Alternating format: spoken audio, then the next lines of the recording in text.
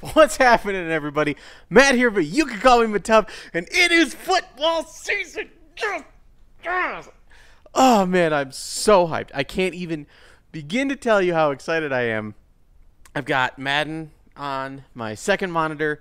It is currently simulating the Packers-Bears game just because I'm terrible at predicting scores. I think Vegas has the Packers anywhere between an 8 and 9 point favorite. That's I'm not a betting man, but if I were, I think the Bears would cover that. I never personally bet on multiple score games because I think that is just money lost waiting to happen. The end of the preseason came and went. Jake Kumerow is on injured reserve. Rest in peace, Jake Kumerow. We could possibly see him in week 8, I believe. I can't remember if it's 8 or 9 that he would have to wait out until. But that's neither here nor there. I am here to talk about takes. And the Bears did some things over the week, so we've got some things to talk about. I don't know why I went full Cosby on that. And the Bears acquired Khalil Mack through a blockbuster trade where they gave up 2 firsts, got a second back, and got Khalil Mack, which, in my opinion, is not a lot to pay for a premier pass rusher. And I'm talking like perennial All-Pro. The guy got All-Pro at defensive end and at outside linebacker, so scheme fit isn't exactly a question for someone like that. You're going to put him on the edge and be like, go get him, or set the edge and get the running back. I remember there was a debate a while back about who was better, Von Miller or Khalil Mack, and Von Miller, I would say, is a better pass rusher, but Khalil Mack is far and away the better run stopper. And with them being close in pass rushing, I think Khalil Mack is probably the best edge defender in football. And the Packers have to go up against him this week. Last time when the Packers went up against Khalil Mack, he was a Raider, and he was younger, and he only got 1 sack. He went up against Brian Bulaga. Actually, my buddy Dusty has this great thread of GIFs on Twitter going up with every single pass rushing play that Khalil Mack had against the Packers and how they fared against him. I think with the healthy tackle combination of David Bakhtiari and Brian Bulaga, I'm not going to say that he's a non-factor. That's not what I'm saying at all. I think that he can be contained. I think that's contained is the word I'm going to go with. Other things that happened this week.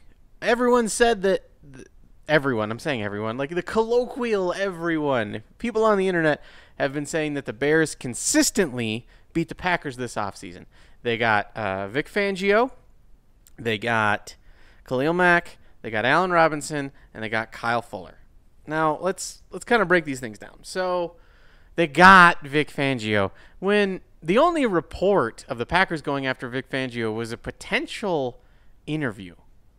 And that was it. There was no deal offered or anything like that. And there wasn't anything really concrete beyond that. So you can't really say that the Bears beat the Packers on that when we don't even know 100% of the Packers were all in on Fangio. And he ended up with Mike Pettin, who is consistently, he's had a top 5 defense in terms of DVOA.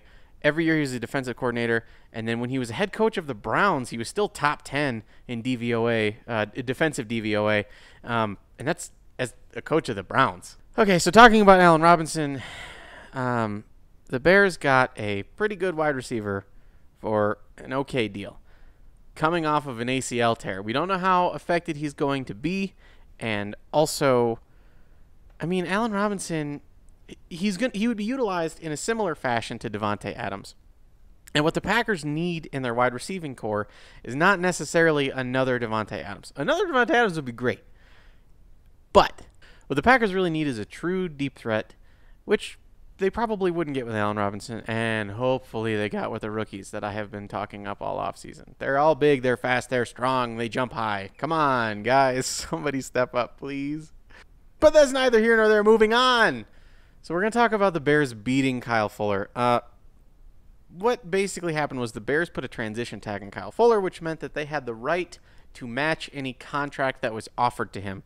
The Packers offered a contract, and the Bears met it.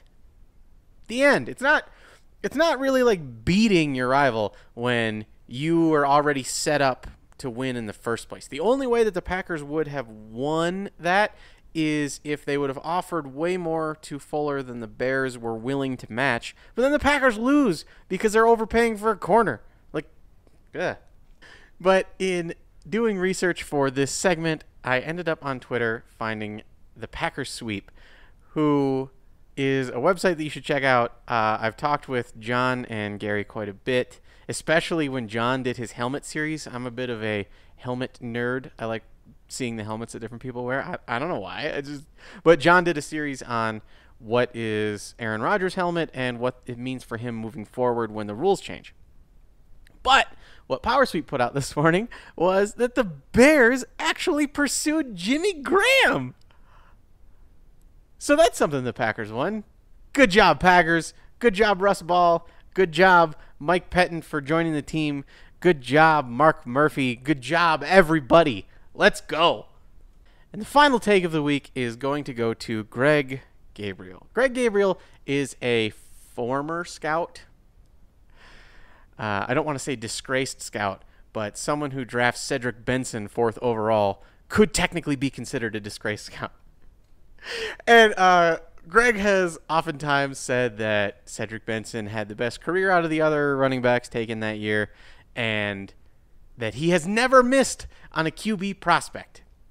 He's never incorrectly graded a QB ever. So, which is funny because in 2014, he wrote that Derek Carr was hands down the best QB in that class, and he felt the same about Kizer last year. Kizer, the Packers' backup quarterback, who throughout the preseason appeared to be outplayed by third-string and undrafted free agent Tim Boyle. I also, in checking out Greg's Twitter, I have seen quite a lot of hypocrisy that's a lot of fun to keep up with. DeShone Kizer will be the first QB drafted next April if he comes out. He will. Well, DeShone Kizer was in that draft class, and he was not taken as the first QB drafted. In fact, Mitchell Trubisky was taken first by the Bears at 2nd overall. So realistically, if Kizer was going to be the first QB taken, he would have been a top 5 QB, right? I mean, if you think about it that way, because we saw a quarterback get taken at 2nd overall. But then later, Greg says that Kizer was never going to be a top 5 pick. Ooh. So just following along, Greg. So I'm digressing. What I'm doing is I'm giving you a lot of context. This is the context of Greg Gabriel. I want you guys to really feel what it's like to check out a take from Greg Gabriel. Okay, so Greg Gabriel says the Bears get Mac and are now instant NFC North contenders, if not favorites. Wrong. Last year, the Bears were a just awful team all around, and everyone wants to say that it's the head coach that was the problem, or the defensive coordinator was the problem, or the fact that they didn't have Allen Robinson was the problem. No, the Bears couldn't even beat the Green Bay Brett Hundleys at home. If you can't beat a team that is helmed by a quarterback who threw 9 touchdowns and 12 interceptions by the end of the season, then one off season using a regime change is not going to automatically make you the favorites. The Packers have Rodgers back, and they worked on their weaknesses. The Vikings are coming in with a new quarterback, and they already have a great defense and a pretty dang good offense, including returning running back Dalvin Cook. That's not only to say that the Lions last year were a much better team than their record and have been working this offseason by getting Matt Patricia, who could possibly shore up their defense as he is a defensive-minded head coach. Now, I understand that that's a bit hypocritical, thinking that that could shore him up. But the Lions weren't terrible last year. The Bears were. The Bears were just terrible. So to go from a terrible team to the best team is not going to happen. The Bears might be better this year. They're probably above a 500 team automatically with Mac as long as he stays healthy, blah, blah, blah.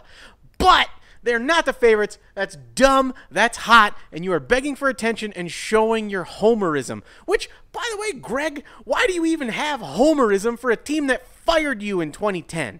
Okay, so Greg, you get a 4 because I don't value your opinion enough to give it a 5. That'll do it for me, guys. As always, I'm Matt, but you can call me Matub. And this week, the Packers take on the Bears. I'm going to post the end of this game at the end of this video. Man, I'm boiling over. Let's go.